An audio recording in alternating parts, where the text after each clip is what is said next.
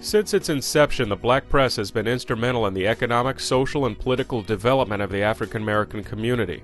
In the Pacific Northwest, Chris H. Bennett, founder of the Seattle Medium newspaper group, and Chris Bennett Broadcasting has used his media resources to help improve the quality of life for African Americans by fighting for freedom, justice, and equality.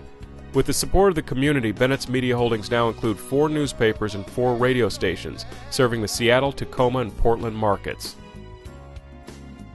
Pleading the cause of our community. We wish to plead our own cause. Too long has other pleaded our cause for us. That was the motto of the North Star, the great Frederick Douglass. We wish to print our own cause with these printing presses. These are our Rolls Royce, 7 of them, 8 with the folder. These units cost as much as a brand new Rolls Royce, and that's investing in our people, our community, and our commitment to this black press. And some of our publishers across the country would grab fancy cars. You know, it's interesting. When I bought these presses, they would loan me money to buy a Cadillac if I wanted one, but the banks would not loan us money to buy these printing presses. We bought the printing presses because there was a need.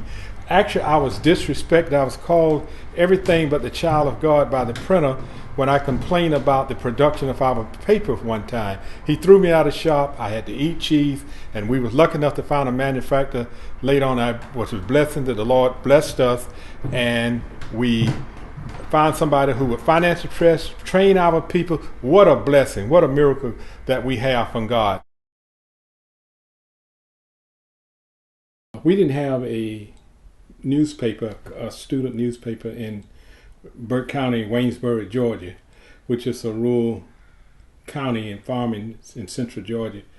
And the closest thing we can get to media, this was the annual yearbook, and we had to actually produce it, cut, paste, and I was the editor-in-chief of the yearbook. And in addition to that, we also had to go into the local businesses in the community to sell advertising to support it.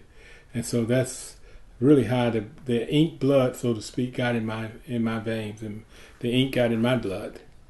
And it just so happened that a blessing came in one of the local newspapers. They were looking for a person with marketing skills and other type of managerial skills. I had those. Many I was able to hone while I was in the service. The military as a supervisor. The printer had a newspaper, a very good newspaper, and I started hanging around where they was doing the layout. One lady just kind of took me on her wings, and showed me how to produce ads, do the creative work, and then another gentleman talked about the philosophy of local sales and stuff, and I really stole the newspaper knowledge and skills from that print shop. The Seattle Medium was started in January of 1970. This was during the riot years of the urban unrest and all of those things.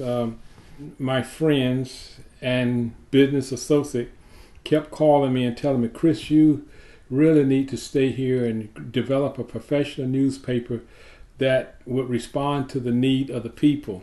The black community really did support us and my effort, not only early on, up until this day.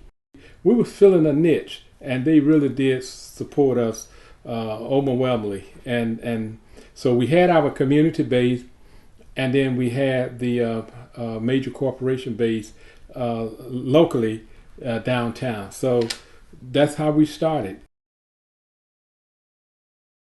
The medium is the message, born to focus on certain things, and that particular name just stuck with us when we first started, was the medium, and then later we call it the Seattle Medium. But the medium is the message, born to do. So that's why you get that motto, a message from the people to the people.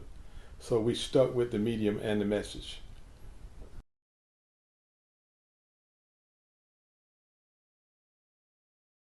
There are 2. One was the Robert Thomas Sr. killing by a deputy sheriff out in King County a few years back by an off-duty deputy sheriff. And we not only did the story, but we followed the demonstrations. Everything happened from shutting down the freeway and drive time to taking Mr. Thomas' body out into this hostile, racist, white environment, and also to put it on the newspaper front page in casket. And it was a phenomenal story. That was the first time in the history of the newspaper that we ever had to do a rerun of papers that we had done, and we had to do 2 reruns. Those papers just flew off the stands like hotcake. The other story has to be this one here, the President Barack Obama being sworn in and getting elected as the nation's first black president. My late mother, just a few months before she passed, told me, she said, Chris, I have seen it all now in my lifetime. She said, I've seen so much, but I never thought I would see the day that a black man will become president of these United States. And that story and things that followed it perhaps is, you just cannot overlook the importance of that particular type of historical moment in our life and our history. You were elected as president of the Black Press of America. How old were you at that time? Around 40. I was an experienced 40, and I was the youngest person to ever head the organizations. It took a lot of convincing the old guys and some of us young guys that we were relevant to the need to the people. And my mentor was Dr. Carlton Goodrich from San Francisco, and he referred to us as the street fighters, and we were. And of course, he himself, a brilliant man, was a street fighter also.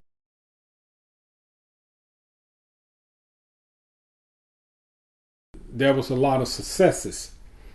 Under my administration, we went hand in hand across this country, getting the black press what it needed. That was national advertising. And we generated over $200 million. The most significant impact, and this is not only black press, but this is black history. We ultimately led to the impeachment of the governor of Arizona in January of 1987. The newly elected governor, first order of business was to rescind Dr. Martin Luther King birthday celebration in the state of Arizona. We decided not to hold our convention in Arizona. But to make a long story short, the Super Bowl canceled. The National Baptist Association, that's the Black Baptist big convention, they canceled. Luther Vandross canceled. Arizona was at that time the 4th largest tourist attraction state area in the country. It took a tremendous economic impact on them. And so you hear me often say about economic apology.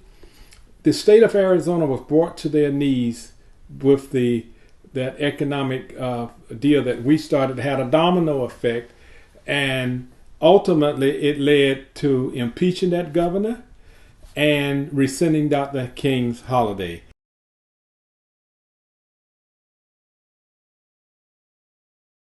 I suppose the one thing is when my late sister as the editor home was destroyed. I felt bad about that, but that's territorial stuff. It comes with the territory of being a good news reporter. Sometimes that's your litmus test. If you're not doing nothing, nobody cares nothing about you. They're not going to bother you. But when you're doing things, it's people will come and try to attack you. Over the years, your media outlets have been training grounds for young men and women to begin their careers, most of whom have been very successful in their career paths. How does it make you feel knowing that you were able to give people the chance to succeed and they were able to take full advantage of it? Well, you have to have a great feeling of and it's a reward for doing something. You know, the one thing they say about social worker, you never get to see the end product of your work all the time. One of the key persons to some of that, particularly some of the writers and the editor, there was Connie Cameron. She was such a strong teacher, an advocate. I mean, she would take these young people in as if they was her own children, and nurtured them in the arts of writing and editing and reporting. What can you say about the impact that the medium has had from a social advocacy standpoint here in the Pacific Northwest and across the country? Every piece of major civil rights that has gone through this state, we've been on the cutting edge of reporting it, and everything from naming the street to Martin Luther King, from advocating for his birthday to King County, from police brutality, and we made a significant change. We've seen the black fire chief in here, for example. We've seen the school superintendent, Jenna Stanford, and we see the lady that was just gotten rid of. But we've been on the cutting edge of every major piece of civil rights, be it education there, here, and we take pride in it. We have a reputation in the community that people will call us before they call 911. And believe me, that don't just come from us, that come from some people within the police department.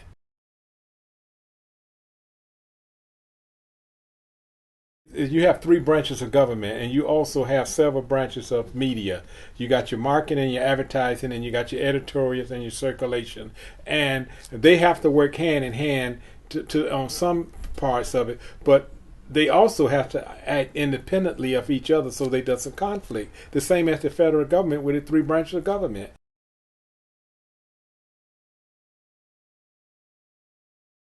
When we started the radio business, there was a need because the radio stations that we had gone out of business, and the community wanted us to see if we could come up with something that could broadcast 24/7. And it was a natural tie-in to the newspaper. We come out once a week. The radio station was available 24/7. We put in news, profound news at the beginning, and we was instantly out there to cover the events, things that impact the quality of life in our community. And that's the reason why we started. We owned our market with the radio and the newspaper. There's no question about that. And if you're going to be in the business, you want to put your stamp on what you're about, and the radio gave us the opportunity to tie in with the newspaper and put our stamp on the niche market of the African American community. We give news and information, we share, and I just don't believe that you can dance your way to freedom. It's okay to have music, dance music, but it's also good to have other type of things, issues and events that impact the quality of life. Now, how much different is it to own and operate a radio station as opposed to newspaper? Not much different from the marketing and editorial standpoint. Newspaper, you got marketing, advertising. Radio, you got advertising and editorial contents and things of that nature. However, with radio, you're controlled by a regulatory agency. It's a little bit more challenging, but basically they are similar. To generate the revenue, you got to be able to sell the advertising. God tells us that we should help the poor and the widow and the children and other situations in our community, but we believe that we have a 4th quarter of giving. We start in October with providing clothing and coats for children who are going back to school. Then we have the holiday food drive in November, so we provide the food drive. And then in December, just before the Christmas holiday, we provide toys and toy drives. We were pleased to say that through our marketing effort, that thousands of children and thousands of people, that they are products of our community. And we feel good that the community responds to help them. The community brought the toys, the community brought the food, the community brought the coats in. So we just given a vehicle to help the community help itself. As we approach this Black Press Month and come near to the end, if there's any thought that I would like to leave with any one of you, first of all, thank you from our perspective on the Black Press for helping us serve our community. Without you, we couldn't serve the way we try to do. And then secondly, we like for you to just always embrace the black press, because until we're able to work ourselves out of a job, and I don't see it happen in my generation, perhaps even the next one, where mainstream media becomes all of our media, and that we are as one, we're together. Until then, we're going to need the black press now more than ever.